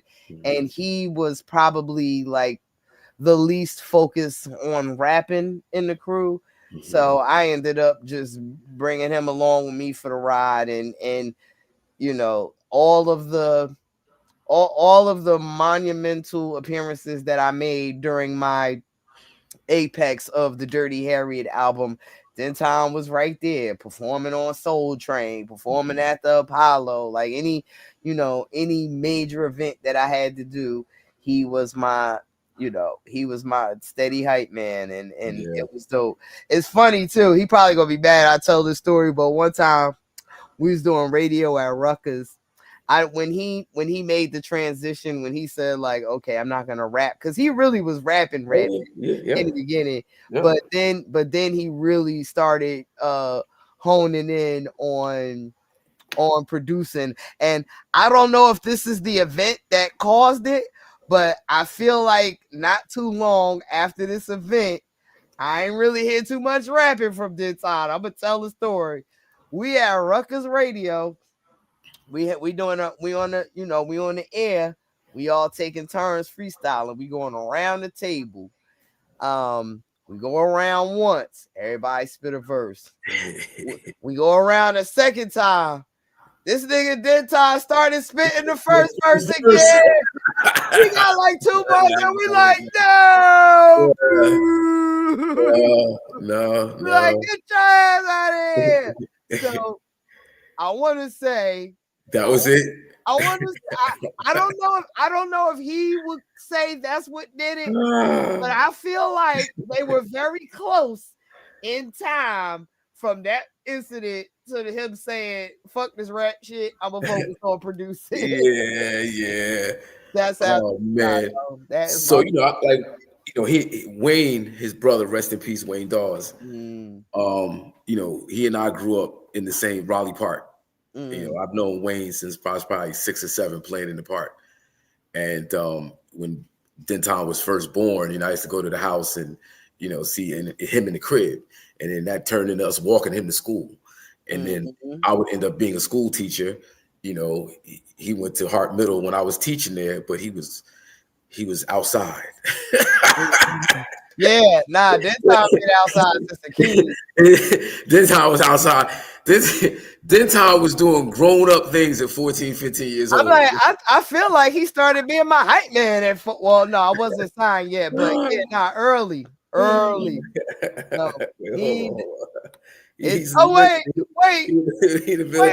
wait, Denton. Oh no, he heard me. It was Rutgers Radio. What was it? Was oh man, but to see him hone in on the culture, 1, and 2 on the business, and when they finally got the deal, and to see his relationship with you and being like that is really my brother. I think outside of my husband and stuff, he probably seen me, he's my male friend he was there for all of it. Like, he seen me at my lowest, any label bullshit, any personal bullshit, like he was always right there. So that's it. What Hov say, long as I'm alive. You got it, bro. That's my brother right there. No doubt. Denton Dawes, the whole Dawes family, Chris, big shout out, everybody. Young Z, I was managing Young Z for a hot second because of Denton, and Z on Z. Z going Z. I've known Z since 1991, 92, battling in Oval Park, the same park that's Naughty by Nature Park. I met him in a battle, and of course, it tracks. That tracks. Yeah. Yaya, of course, went to East Orange High School, so I actually knew Yaya before I knew Z. Okay. And Yaya's like the little bro basketball, like his handles was crazy as a point guard playing for East Orange High School. And then I met Z, and we making the the rounds and the ciphers at the battles, and I was never really a big battle rapper. I ain't gonna put myself up there. I like to rhyme. I get the ciphers. I do my due, but I ain't confrontational like that. Z, on the other hand, has always been a little edgy. But that was the outsider way. Like we were walking around. Hey, you rap? Oh, word, bust it. Like that was our thing. And if you wasn't on that type of time, it'd just end up being a cipher or something. So yeah, it's crazy because when we first started running around with KRS, I would say KRS-One's favorite MC was Young Z. That was something we did uptown Harlem. And Z, I actually met I met a lot of people through Z. Like I met I met KRS through Z because KRS did a hook for Z. You can't rhyme, you're on time. You can't do what the Young Z do. I'm not the one. Oh, I'm not the one. Come on. And Busta Rhymes was lurking through the studios. Busta jumped on the intro of that record. That's crazy. Oh yeah, man. Good times. That was the Fugees. Yeah. That was Lauren's first singing ever. Stay Gold on Young Z's first project. It was a Young Z session that I met Q-Tip that I was sitting in when I met Q-Tip. So Z is arguably responsible for a lot of the ascension within the outsiders because Jersey. He had the first solo record deal on Perspective Records. So and then the outsiders as a crew got their we got our group deal on Rough actually not Rough House, but then remember they split and became Rough Nation and right. Yeah. But now, in terms of Lauren and the Fugees, you hit record on the score. He was on. Yep, it started with him being on tour with the Fugees, and he was the original one time on "Killing Me Softly." Yeah, like that voice is so distinctive, and again, when we think of other artists that have been influenced by the Outs. That yet Young Z imprint is there. And then my other brother, Pace One, who's like a Jersey legendary MC, I don't think gets enough light. There's a lot of us, there's the ones the Redmans, the Tretches, the Latifahs, the Laurens, yourself, but then there's others that, if you know, kind of. Yeah, if you know, and I think that's why I've pretty much spent my entire career shouting out the outsiders as much as I shout out Flip Mode because that is my tribe, and I've always wanted everybody to know I've always wanted the best for them. All of those brothers forged their own path in one way or another. We couldn't really get it together as a crew, but as far as MCs go, like you can't talk about Jersey MCs without talking about the outsiders. Like we really put on for the city. Yeah. Big shout out to Piff James. Word. Oh wait, I see Denton in the chat. He said it was Sway showing LA. Ooh, that's even worse, actually. Damn, it was. Yeah, I know. He said it was even worse. Oh Lord, LA. Yeah, because that's one of them shows. Like you had to King Tech and Sway.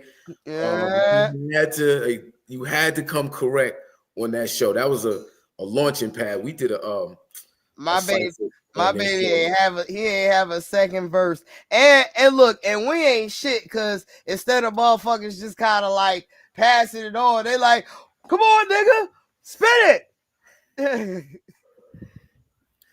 That's crazy. That's crazy. Put a nigga on the spot, quick, fast, in a hurry. Straight like that. Spit them bars, Denton. Come on, Dens Uno. What's up with the bars? He an R&B aficionado now. You can't tell. Is that what it is? Yes. Yeah. Let me see who else I want to mention. Sabi as an MC. I think I met you with Sabi. She's somebody else, Jersey MC, who I don't really think gets enough credit. She's still out there making music herself. So I want to send a big shout out to Sabi. Shouts out to Sabi. Shouts out to Peaches. Shouts out to shouts out to everybody in Jersey holding it down. There's a lot of artists on the come up too. I'm waiting to see, I'm waiting to see them blossom, if you will. Hopefully, with the work that I'm doing at Lyrics Matter, I could be of some assistance with that. Mm-hmm. Speaking of Jersey MCs that's currently doing it, battle rap is just on steroids right now. When we talk about battle rap, we've been talking about battle rap the whole interview. Where it's at right now with the different leagues that's going on. Shouts out to Surf on his way home, about to come home, free to wave. Yeah. And you got some other folks, Arsenal's out there. Out there making noise. Another hip hop fun fact. Before Denton, I asked Arsenal to be my hype man. When I was about to start my promo run for Dirty Harriet, before Dirty Harriet dropped, I hit Arsenal up and asked him to be my hype man. He was he like, all right, I would love, but I'm about to kill the game on some battle rap shit. And at the time, this was 98. All right, so just for in terms of the culture, right? Just to help people understand the cultural value that exists within hip hop. You talking about 98, 99, Arsenal is telling you you're out making records, you with Flip Mode, Bus, you about to Dirty Harriet's about to drop, you fucking about to run the whole shit. This nigga's on the underground. There's no money in battle rap like that at that point. He was like, yo, I'm kind of on the low killing shit in battle rap. I'm about to be that nigga in battle rap. And I remember when he said it, I remember thinking to myself, you rather be a battle rapper than tour the world with RAH DIGGA? I'm like, hey, you like it? I love it. Hey, good tours. Oh shit. Yeah. Look, fast forward today. Look at me now. Look at me now. I'm like, I ain't even mad at you, my nigga. Hip hop is the ability to turn. Excuse my language. Out of nothing. No, I'm puffing blunts. No, I was about to say I make a conscious effort. It's hard to unlearn it in my speech, but yes, for several years now, I haven't been using the N-word in my rhymes. So if you hear the N-word in my rhymes, just know it's an old verse. Somebody just put some shit out. Serious. I haven't written nigga in a rhyme in probably the last 5 years. It's just hard to unspeak it. But all right, so the irony of life. This is the irony of life. The irony of life. All right, you know HAKIM Green. Mm-hmm. Right. For you sure. kind of know how you kind of know HAKIM Green. I don't know you, but I know you. So there was a time I wouldn't use the word nigga and bitch. I was a school teacher from 90 to 94, right? Before the rap records, before the music career, I was teaching, right? Now I was in my pro-black Africa, black man is God. Don't call no black woman a bitch. If you said nigga or bitch around me, we was in an argument. You could ask Denton. I was annoying and a pain to be around, especially with niggas with attitude and all of that.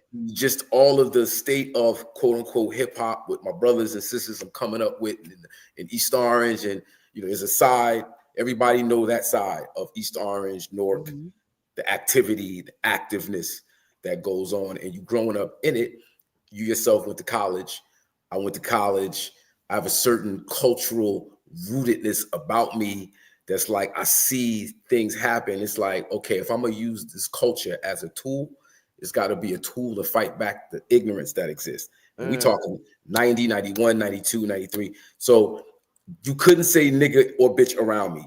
We did a song, which was the B-side of Madism, called Cause and Effect, which was a song to encourage us not to use the word nigga, not to use the word bitch. It's on Station Identification, our first album. Right.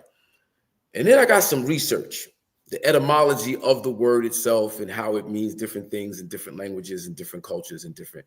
So I've learned to kind of understand that there's a word that's embedded in our language, in our cultural norms. We kind of use the word very fluently in different tenses and different terms, different ways you use it has different meanings. And we've managed to draw a clear line about people who are not us not using that word. And to me, that's kind of powerful in a sense, very superficially powerful, but in a sense it's powerful. Like, no, nobody else could say this word, but when we use this word amongst each other, we know the weight of the word and what we're using it for and how and so forth and so on. And plus, it never really bothered me so much before, but now I'm annoyed. I don't want to see a sea of others screaming it back to me. They could be my number one fans, just repeating everything I'm saying verbatim. But it's like, Just you know don't what? say that. Yeah, it's like, you know what? I don't even want to give you the opportunity to set yourself up for failure. How about I won't use it? If I won't use it, then there's no excuse for you to use it. Right. Now, what I was just talking, like, there's a sacredness to life, and we don't honor sacred things. Whether it's the word, the N word, quote unquote, or whether it's the B word, it's how we treat each other as men and women, how we treat each other as people. Like this, when you talk about even with hip hop, there should be a code. Can't bite. You got to write your own rhyme, right? Okay. There should be a Those code. should be laws. That should be the law. There should be laws, right? And we should stay on code when it comes to those laws, right? Our inability to stay on code. Got any ideas on that? I think the problem with people not being able to stay on code now is people just take for granted how good we got it. It's like, and it's something within us too that we tend to struggle with, the proximity to whiteness, that like that white is better, or like white is synonymous to, money or power and success, especially in this country, let me preface it with that, in this country in particular. Okay. So I feel like a motherfucker don't care if Aiden Ross is calling Doechii whatever he's calling her, what, because he's got all he's got the most strings of this and that, and it's like that's what it like, getting to the bag and all of that is more important than principalities and morals and ethics, and even like Drake, why you even sitting next to this guy? Like that's why motherfucker said they not like, they not like us. It's like, that's why the shoe fit, because you okay with rocking with stuff like that.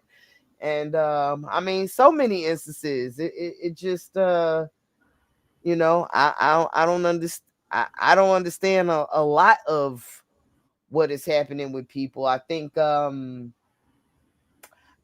there is and I don't want to start this conversation. This is a conversation for another pod, but we got to get our immigrant brothers and sisters together as well, because I'm also feeling like a lot of them come to the States and don't really understand that whatever y'all thought y'all was trying to do whatever y'all thought y'all was going to do when y'all got here, we tried that already. We went through the Reconstruction period. We went through Jim Crow already. And I feel like there isn't a deep enough understanding of that from our brothers and sisters when they get over here and they fall into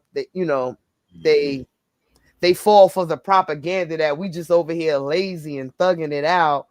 And now you're getting now they're getting a first-hand masterclass on how that side really feels about you. So now more than ever, it's it's super important that we kind of everybody like snap the fuck out of it and get on code. Get on code. Yeah, I'm glad you brought up that immigrant point. I you hit the nail on the head. I think. I mean, it's a it's been a conversation for decades. The black immigrants versus the black Americans. Well, I'm about unity. Yeah, but there has to be terms. There has to be understandings. It has to be. You can't unify for your own destruction. And right. We as a people, in terms of I don't know what we calling ourselves this month: Negroes, coloreds, foundational Black Americans, African Americans. I don't, whatever that is. Okay, like there's a power happening right now that if we don't get unified with like-minded people, if we don't first establish a code to adhere to and decide to adhere to it, we all gonna be in deep trouble. We all gonna be in deep trouble. This is, not to get off dark. No, but it's different. Like what we saw today. Black background. Like what we saw today with the murder of the immigrant woman in Minnesota. I don't think she's immigrant. That was a whole white woman named Renee Nicole. That was a whole white woman. Oh, wait a minute. Oh no, it's They now so now because she was a legal immigrant. No, so because she's a white, well, maybe because she's a white. I don't know. Let me know. She's definitely a white woman. Because she's a white woman, they trying to say she's a woke liberal white woman. They now they calling it the white woman woke liberal / Antifa. If you white and have compassion and have some morality, they say you're too woke, you're Antifa. That's what they're calling her. That's a white woman. So Renee Brown is her name. Renee Nicole Brown, I think it's her name. Rest in peace to her. Are you serious? Her name is Nicole. Her name is Nicole Brown. Don't quote. Somebody fact check me on the Brown, but her name is Renee Nicole something. Okay. All right.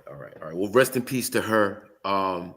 Condolences to her family. That was her trying to get out the way. They trying to flip the narrative like she tried to run dude over. No, she was trying to drive away from him, and they running behind her, shooting into the damn driver's window.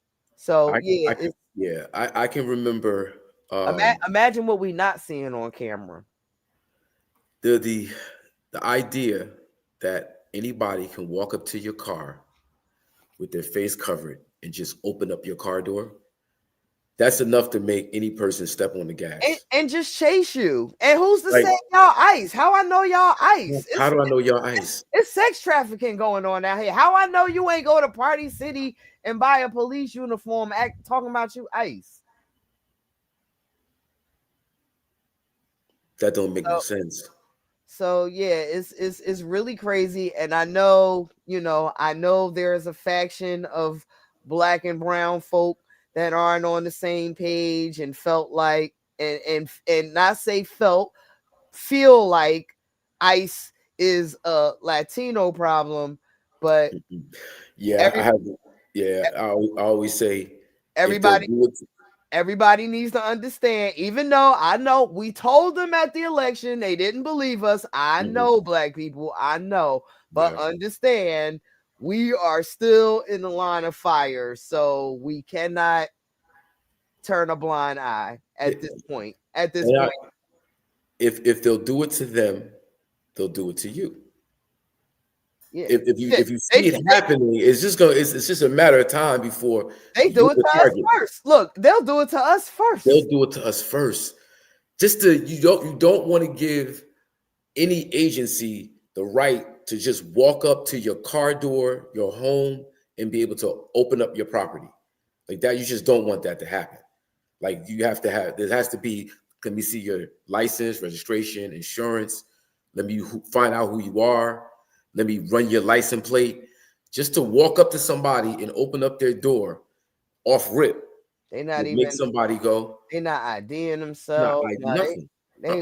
They wilding. If they'll do it to her, they'll do it to you. If they will do it to a white woman in Minnesota, they will do it to you. That was her name. Okay, Renee Nicole Good. Good. Okay, that's her name. All right. Well, still, a death is a death, and we they will do it to your black ass. Yeah. But yeah. Okay, we off that. Okay. Lyrics matter. Hip Hop Team Volume 1, Class of 2025 album on RahDiggaMusic.com. It will be out on DSPs in a couple of weeks. Shouts out to Isaiah Manifold. We got our singer Madison Smith. We got Chels. We got Big Lex. Shouts out to Coach T. Shouts out to LeVar Green, aka LA2 Turn. Those my babies that that made the final project, and all the other students that were in my class. They were such a joy to work with. I can't wait to take them to the next phase. I can't wait to get my next batch of kids. Also, with all these goddamn albums dropping, I'm getting the bug. I'm feeling it's calling me. It's calling me. I don't know. Right Digga 2026. I might have to. Nigga, listen to me. All right, so with the Red Man Light It Up joint, word is you kind of fired everybody, include myself. I'm on the joint, no doubt. Light it up. Oh yeah, I'm acting like I ain't been rapping. Like I never stopped rapping. Yeah. But I only say that to say that the expectation for this next project is there. Like people want to see you and hear you. I know. I do a million features because anytime I got an opportunity to get on a track with folks, so like that shit just lights a fire under me. It's sitting at home by myself, or onto myself, being disciplined enough to bang out my own stuff. I'd be like, wait, what's that new show that just came out on Netflix? I'm going to watch that. I get distracted when it comes to working on my stuff. But if I got a deadline, like such and such need his verse back by the night, like that's when I really, that's when my gears really get to grinding. But 2026, I'm off that because I'm tired of Googling Rah Digga music and all this other nonsense pop up, such and such featuring Rah Digga shit that I ain't even hear the final mix for. They ain't respecting the pocket. They ain't flying the verse. Wow, they ain't got me in the pocket. Like we can't just be doing the queen. So 2026. I'm going to reestablish some things. I'm gonna get y'all asses together with these lists. Oh, I can't wait. People. 2026 about to be real different. Yeah. And it's RahDigga.com, right? RahDiggaMusic. RahDiggaMusic.com. RahDiggaMusic.com. That's all you need to know. RahDiggaMusic.com. You want to know where I'm performing? You want to buy merch, buy tickets to the show. New music is free downloads. It's links to send you to Bandcamp or whatever. It's links to send you to all my socials. RahDiggaMusic.com is the one-stop shop for everything I got going on. Yeah, absolutely. So you know what it is. The HAKIM Green Show gonna continue to bring you legendary folks from our community, hip hop, the larger community as well. But I'm rooted in hip hop culture, so to have Rah Digga on my show is extra special. Oh, come on. It's only right I show up for you. This brother been showing up for everything. Showing up to my salon series. Showed up to my little impromptu birthday party. Happy belated birthday. Thank you. At the Symphony Hall. Well, you was there. You was there having cake with us. I mean, you just been it's 24 hours a piece. Yo, Digga, I need you. Like throughout the years, you definitely anytime you call me is I know it's go time and you good for it. So any chance I can support you, I'm here, brother. Thank you. Jersey family always. Yeah. All right, y'all. That's it. RAH Digga. Salute. And we out of here. Peace. Peace. Oh, yo, don't forget to hit up madisminc.com, HAKIMGreen.com. We got merch. Big shout out to HBC Outdoors. Big shout out to Cool Brand. My boy Pre handling the Madism business out there. Big shout out to y'all. Once again, RAH Digga. Peace, y'all. Peace.